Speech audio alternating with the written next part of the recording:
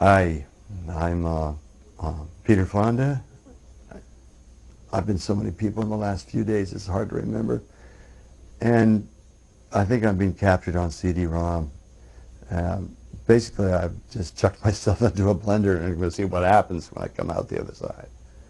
I'm not aping him because I don't know him, But I was using some of the things that I had to face and that were confusing to me, so I could be that way to the two girls. I wasn't aware of it until Eric Stoltz, who's my daughter's boyfriend, said, "No, don't you understand? You're an icon in the world." And I hadn't even put that together. I was surprised that that would be the image that would stick with everybody. Of the 47 films I've made, that would be the one in the world that I'm first identified as. Now it's got nothing to do with making films. It's everything about the deal.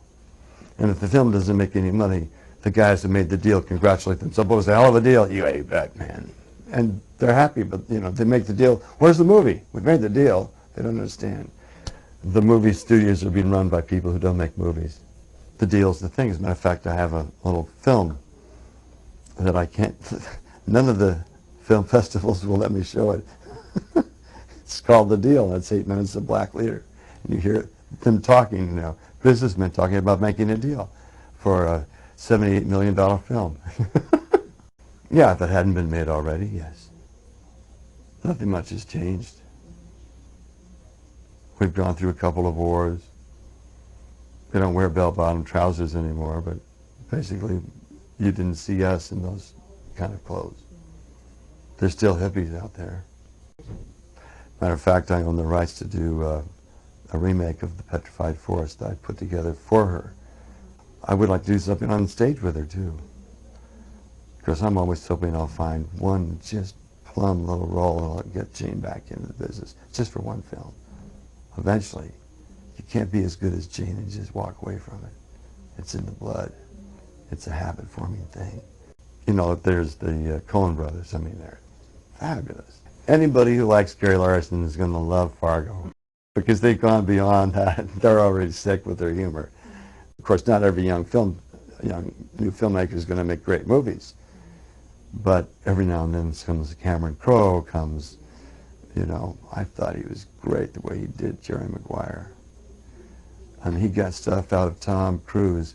It starts off as Tom Cruise, good-looking guy, not much going on upstairs, to total emotional being there, where he goes back and he says, "I want you."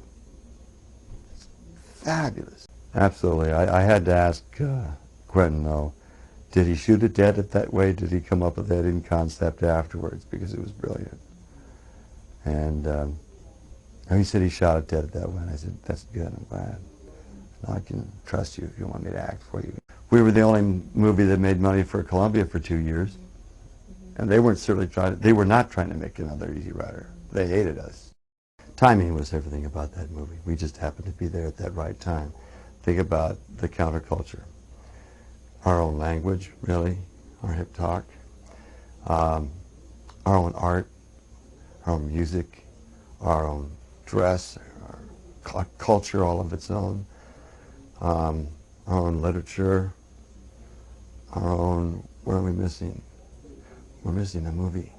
A lot of people said, you tell such a great story, you should write down your story of your life.